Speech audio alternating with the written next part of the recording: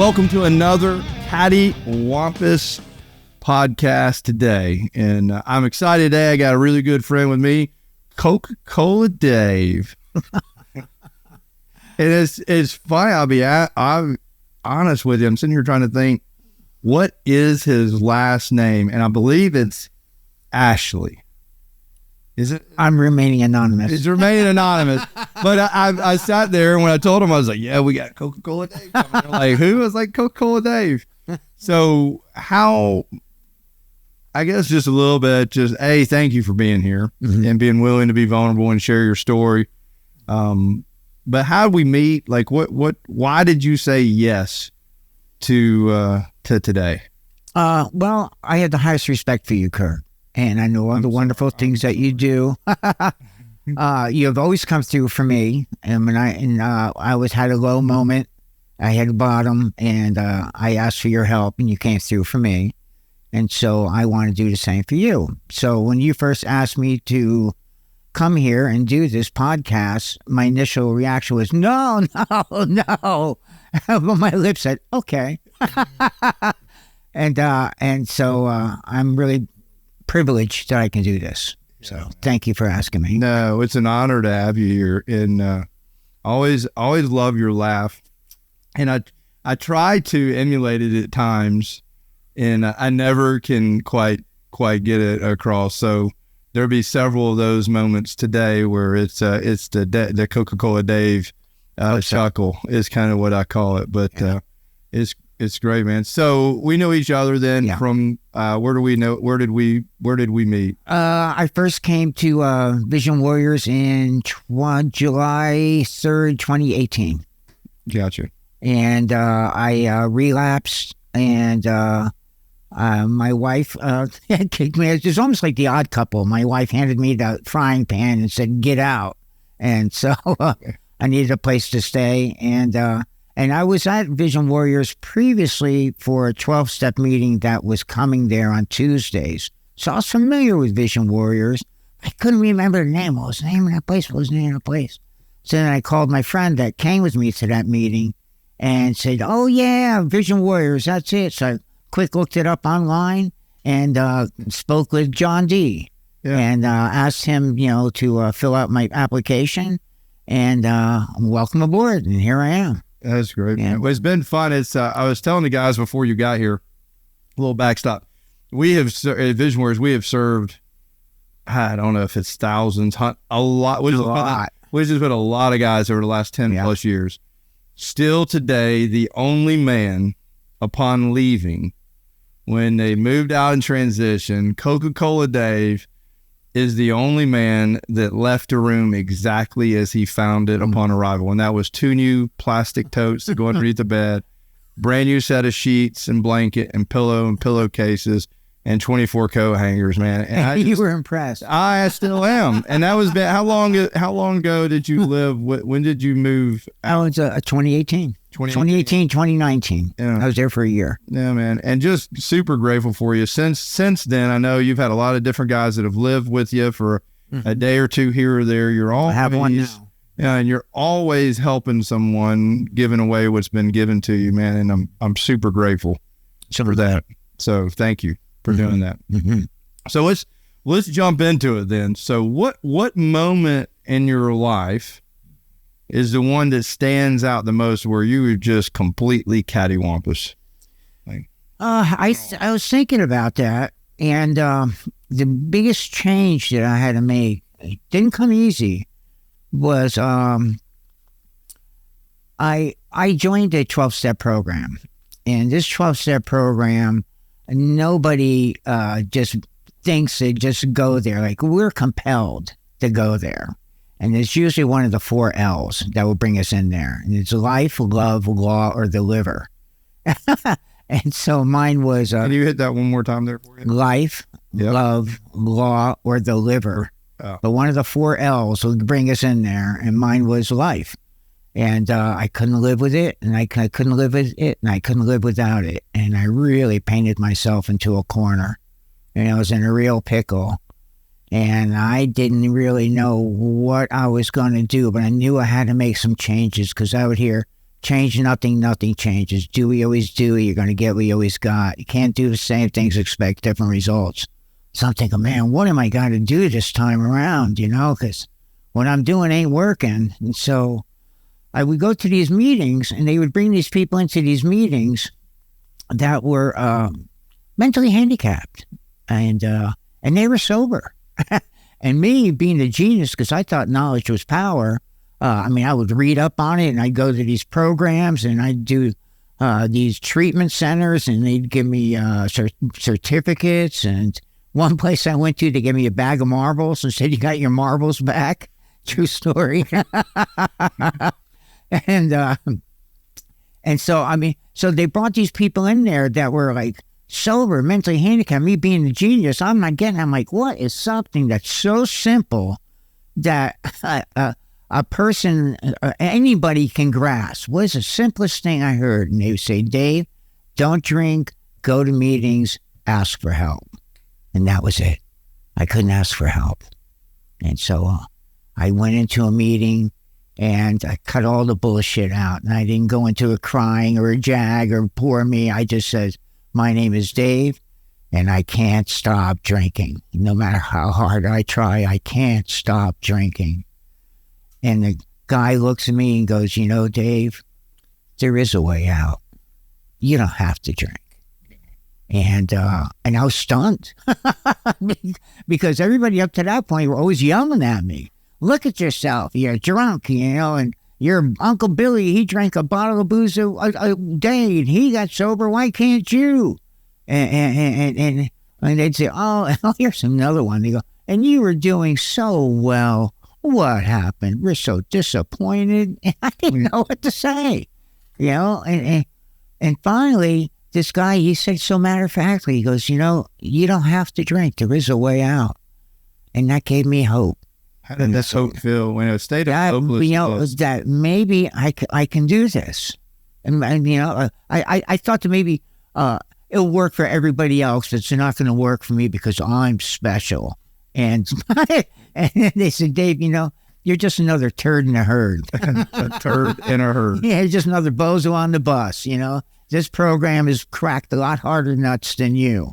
And so in part of this program, they would say, "Really, have you ever seen a person fail to thoroughly follow their path?"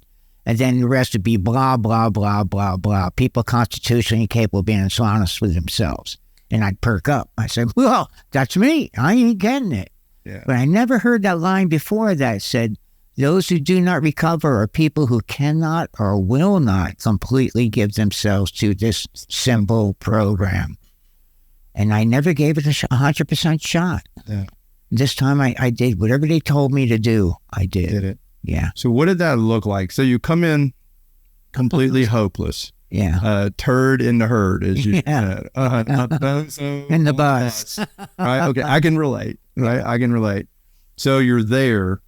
And from there to now, what are those just simple things that you had to, just a couple of those simple things that you had to do to make that happen, make that transition? Well, I took everything literally that they told me to do. And one of them was a 6-pack of recovery. They said, "Don't drink, go to meetings, ask for help, join a group, get a sponsor, get involved."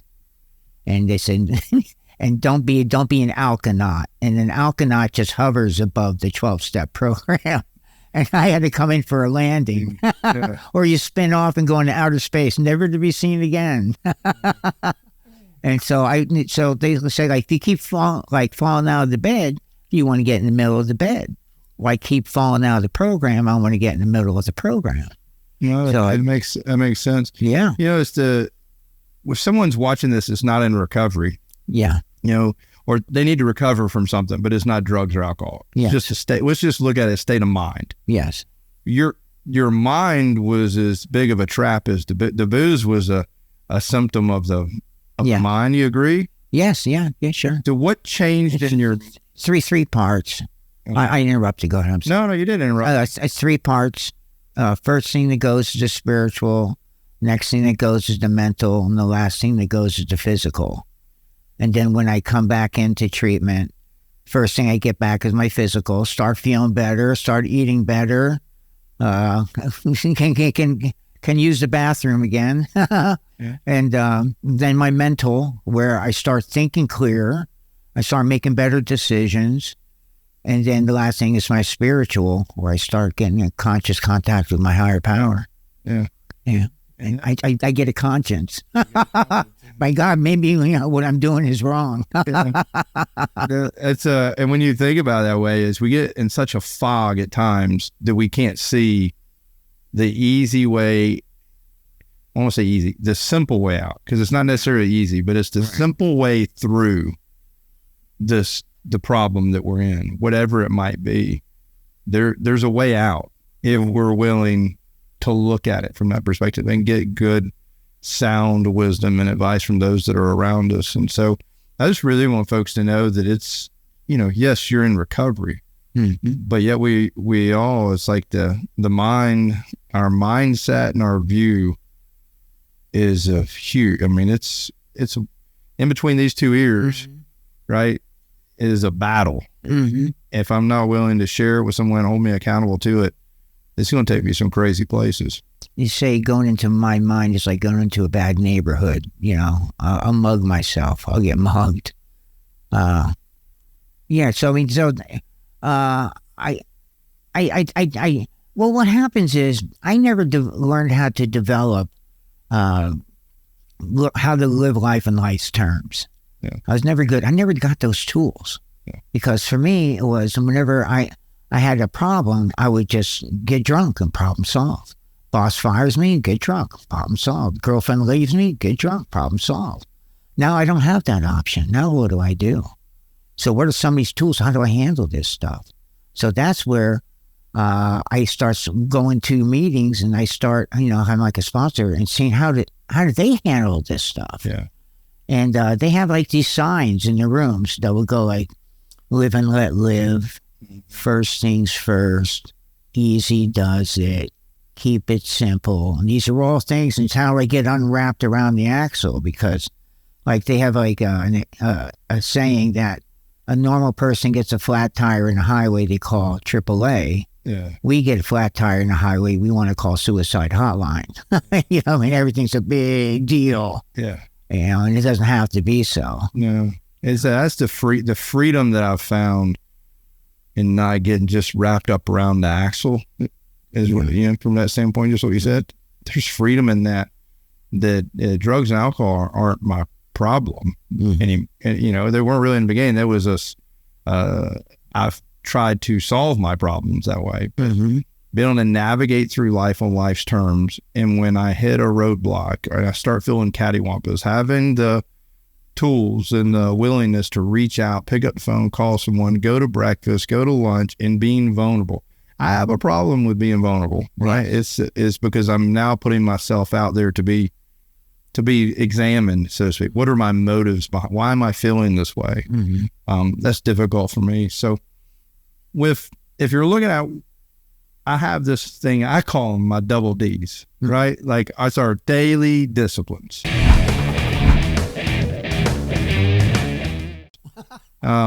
What are a couple of things that you do today, every day, that kind of keep you centered, keep you balanced?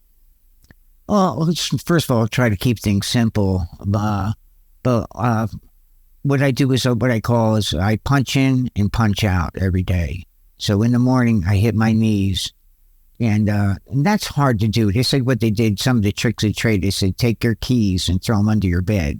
So when you get up in the morning, you got to go crawl and get your keys. And while you're down there, once you say a prayer or two. And so I would punch in the morning with God and ask for help, and because I'm going to need his help. Yeah. If I'm not going to drink or drug that day, I'm going to need his help. And then if I didn't drink or drug that day, it's because I received his help. So then I punch out. I punch in and I punch out. And then I would emulate other people, and they would say, Dave, if you want what we have, you got to be willing to do what we do. And I would look around, see what's this common thread that all these people seem to be happy and got their crap together. What do they do? Because I want to emulate it. I want to do the same thing. And they all have some form of like prayer and meditation to the man or woman. They all have, some form of it. And so I went and I bought these meditation books, and Daily Reflection is one of them. And then I would get that book and I would start it and then I got a 3-minute egg timer. Just 3 minutes. I would just like stop and get still in the morning 3 minutes before I take off to work. And that 3 minutes felt like forever. And, I would think of the traffic and I would hear my coffee maker going, And so I would learn to do that, to slow down a little bit. Oh, and then especially using the phone is so important. Whenever anybody asks me to sponsor them, first thing I say is, you got to call me every day. Most people can't do it. It's so hard. And so what I did was... we got so much going on. Yeah. So what I did was I say, okay, you call me at this time and I'm going to see you call me. I am not going to answer the phone. And so it will go into voicemail. So you don't have to worry about having a conversation with me. But I want you to learn to use the phone. That's a good tip. Because if you can't use the phone, if things are going well, you're never going to use it when things aren't going well. And so we got to start, because they have an expression, call your sponsor before you drink. Well, for me, once that balloon goes up and that decision is made, I ain't calling anybody because they're going to try to talk me out of it. And so I should have been calling before so I don't get to that point. Amen. Yeah. So how epic is, I personally think to have an epic life, you got to do epic shit. Yeah. Right? Yeah. Yeah. I mean, it's just, otherwise you have a mediocre life, right? Because you're doing mediocre stuff. So how cool is life today? Like how would you describe your life today? When people ask me about it, I said, my life has become simpler. I don't have the chaos that I used to have. And chaos was attracted to me and I was attracted to it. And now I talk to like a newcomer and they tell me about the stuff going on in their lives. And sometimes I'm like, stop. I mean, enough. It's like those poor bastards. So they say, but for the grace of God, go I. Yeah. And so they have like an expression. They say, if you pass a hat around and everybody has to put their problems in the hat, I wouldn't want to take the chance of somebody else's problems. I'd want my problems back. Yes. And so I believe this. So my life has become simpler and I don't have the craziness that I used to have. And my decision making, and I have a conscience now. Isn't that perfect? So yeah. So like, I remember the first tinge I had of having a conscience. I'm leaving a meeting and I was smoking. And I took my pack of cigarettes, empty pack, and I rolled down the window and about to throw it out the window. And all of a sudden, my conscience hit me and says, you know what? The world isn't your garbage can anymore, Dave. You got to stop doing stuff like that. And to this day, if I drop a paper from a straw, I will go down and pick it up. Yeah. It's amazing. Yeah. Just the clarity that we're able to see around us, just simple things like that. And that's whether it's drugs or alcohol, anything, but it's that self-awareness to where we're not the most important person in the world. There's other people actually living around us. Yeah. We start putting them ahead of ourselves in certain applications, man, it has a completely different meaning.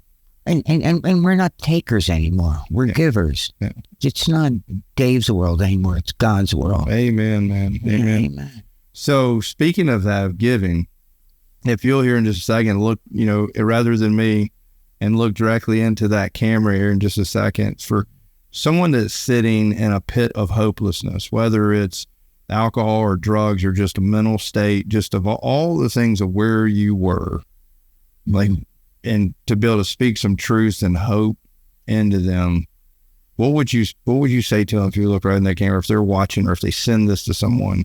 What would you tell them? That there's a way out and you don't have to use anymore.